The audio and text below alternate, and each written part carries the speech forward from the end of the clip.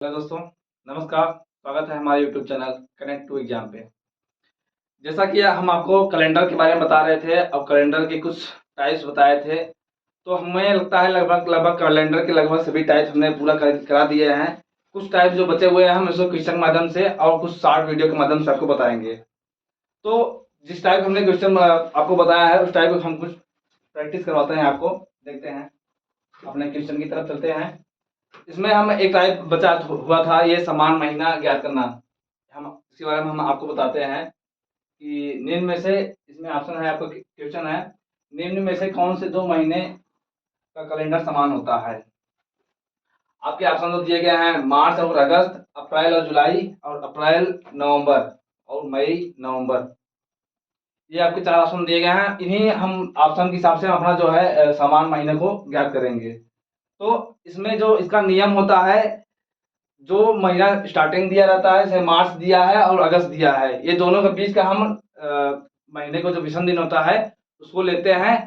और जैसे अगस्त का पूछा है तो हम जुलाई तक का लेंगे, जुलाई तक का लेंगे। तो जहां उसका योग 7 के गुणज में होगा, 7 होगा या 14 होगा, उस 7 के गुणज में होगा, उसके पहले उसके बाद वाला मंथ जो होगा समान होगा। इसको हम बताते हैं उदाहरण के तौर पे। जैसे हम मार्च लेते हैं, मार्च जो है होता है आपका 31 दिन का होता है, उसमें विषम दिन 3 दिन होते हैं। मार्च आपका 3 दिन होता है। उसके बाद आपका आता है अप्रैल, जो दो, उसमें 30 दिन का होता है, इसमें विषम दिन 2 होते हैं। ये वाला ऑप्शन हम ट्राई कर रहे हैं। उसके बाद हम मार्च हो गया, ये अप्रैल, मई जाते हैं। मई जो है 31 का होता है, उसका विषम दिन 3, ये मई। और जून, जून आपका 30 का होता है, जुलाई 31 का, वो 3 विषम दिन होता है। बाकी ये जो अगस्त का निकालना है, तो अगस्त का हम अगस्त को नहीं लेंगे, अगस्त का नहीं लेंगे। तो हम इसका योग करते हैं, अगस्त 7 के गुणज में आता है, 7 के मल्टीप्लाई पे आता है, तो उसका हम, ये हमारा ऑप्शन ये सही होगा। तो इसका योग करते हैं, 3 2 5, 3 8, 2 10, 3 13, 13 आ रहा है, मतलब ये 7 के गुणज में नहीं है। तो इससे हमारा ये ऑप्शन गलत हुआ, ये हमारा ऑप्शन गलत हुआ। दूसरा ऑप्शन आपको दिया गया है अप्रैल और जुलाई, ये महीने समान है या नहीं, हम देखते हैं। अप्रैल और जुलाई, अप्रैल से जुलाई। तो अप्रैल का जो होता है, अप्रैल 30 का महीना होता है, इसमें हम, इसका जो विषम दिन आता है 2 दिन। अप्रैल के बाद मई, मई होता है आपका 31 का, इसमें 3 विषम दिन। जून, जून आपका होता है, जून 30 दिन का होता है, जून 30 दिन का होता है।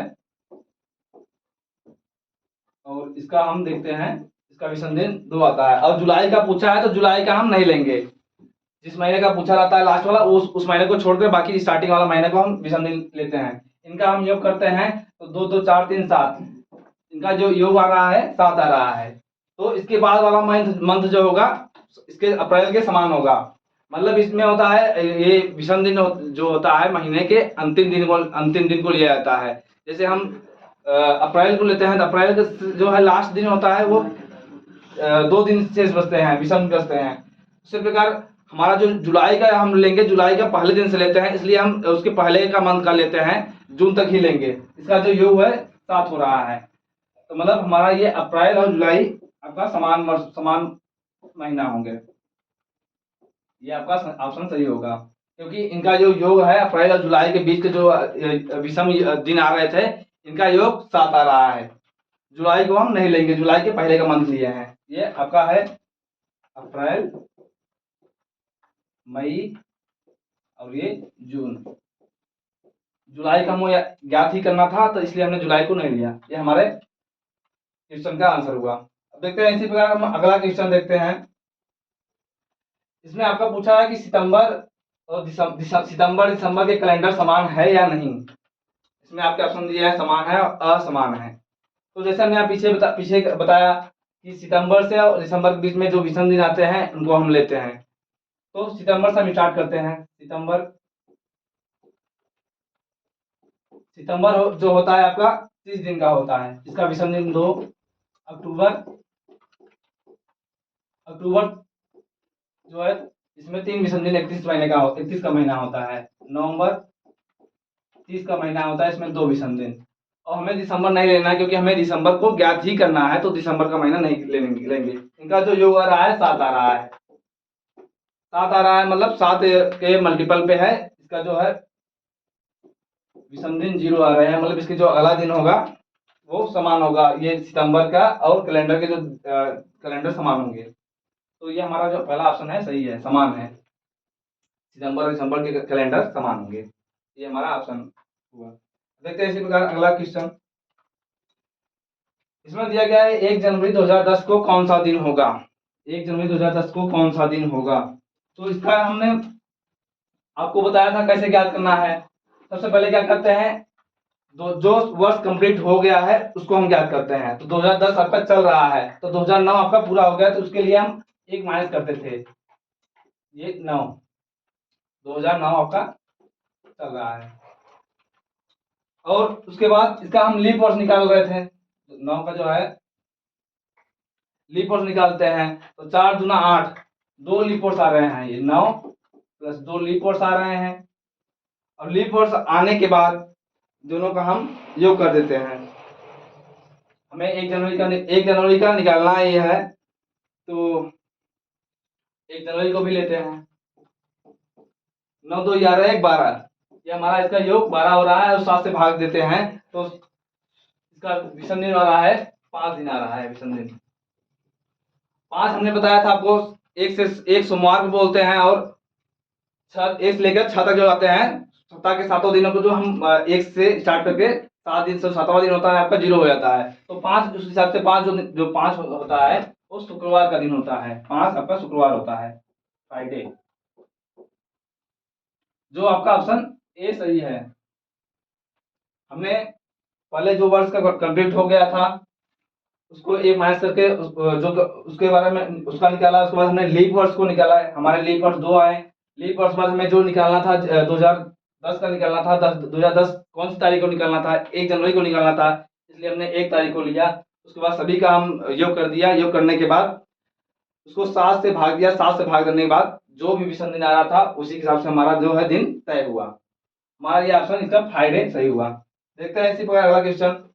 13 अप्रैल 1919 को कौन सा दिन होगा। इसको भी हम ऐसे जैसे पीछे हमने बताया कि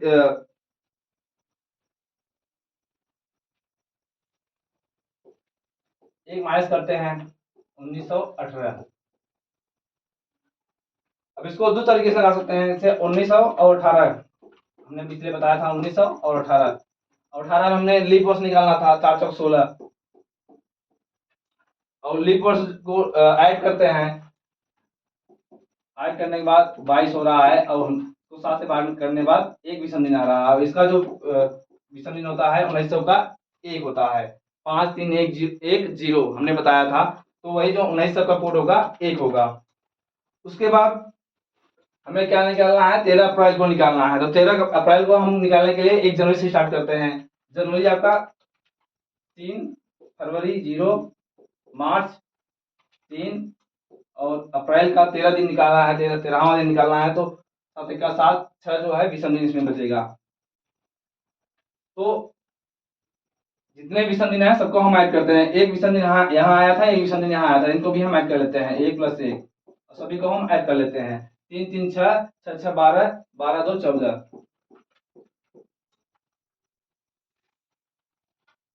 14 जो है आपका आ रहा है। इसको हम भाग देंगे तो इसका जो आ रहा है शेषफल शून्य। शेषफल शून्य शून्य मतलब आपका जो है रविवार होगा। रविवार होगा। आपकी जो ऑप्शन में थोड़ा मिस्टेक हुआ है, इसमें रविवार लिखना भूल गए, तो ये रविवार आपका जो ऑप्शन होगा, रविवार आपका सही होगा। ये आपका 13 अप्रैल 1919 को रविवार होगा। और 13 अप्रैल 1919 को एक घटना घटी थी हमारे इतिहास में, बहुत बड़ी घटना घटी थी। हम इसको याद रखना, उसके बारे में बताना चाहते हैं। जलियांवाला बाग हत्याकांड आपने सुना होगा। ये हमारा जो है उसी दिन घटना घटी हुई थी 13 अप्रैल 1919 को हमारे अमृतसर में। वो दिन था रविवार का, जो जिसमें अंग्रेजों द्वारा खूनी खेल खेला गया। जलियांवाला बाग में। तो देखते हैं इसी प्रकार अगला क्वेश्चन हम 1 जनवरी 2006 को रविवार था, तो 1 जनवरी 2010 को सप्ताह का कौन सा दिन था? इसको हमने बताया था सबसे पहले दोनों वर्षों का, इसमें दोनों तारीख समान है, 1 जनवरी का इसका दिया गया है, 1 जनवरी इसका दिया गया है, बस वर्षों का अंतर है। तो हम वर्षों का सबसे पहले अंतर ले लेते हैं। 2006 और 2010 के बीच कितना अंतर है? 4 वर्षों का अंतर है। 4 वर्षों का अंतर है। उसके बाद इसमें लीप वर्ष कितने आते हैं? 2006 और 2010 के बीच में लीप वर्ष कितने आते हैं? तो 2006 और 10 के बीच में 2008, ये आपका एक लीप वर्ष आएगा। इसको हम ऐड करते हैं।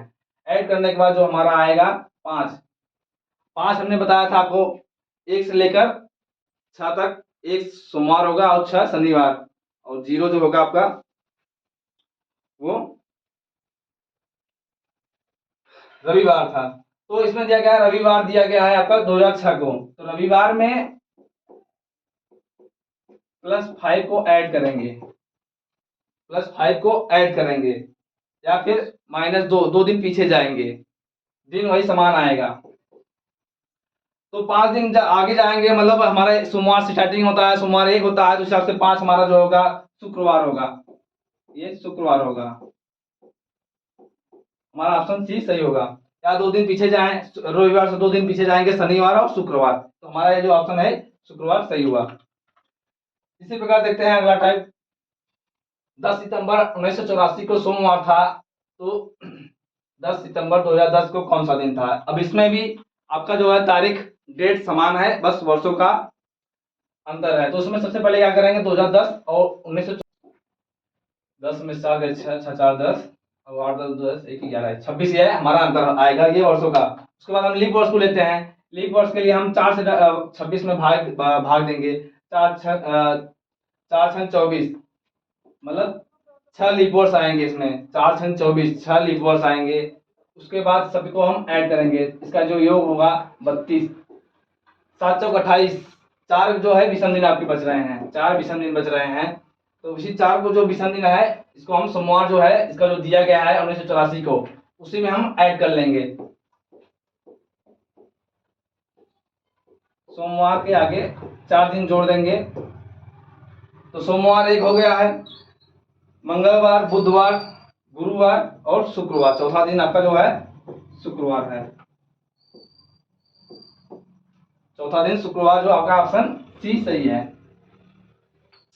हमने वर्षों का अंतर लिया, जब डेट समान हो तब हमने वर्षों का अंतर लिया। उसके बाद लीप वर्ष लिया, लीप वर्ष को जितना समान वर्ष आया था और लीप वर्ष सबको हमने ऐड किया। ऐड करने के बाद 7 से हमने भाग दिया, 7 से भाग करने के बाद जो विषम दिन आया, तो जो पिछला हमारा जो दिन दिया था उसी हिसाब से हमने उसको आगे बढ़ाया। ये हमारा क्वेश्चन था।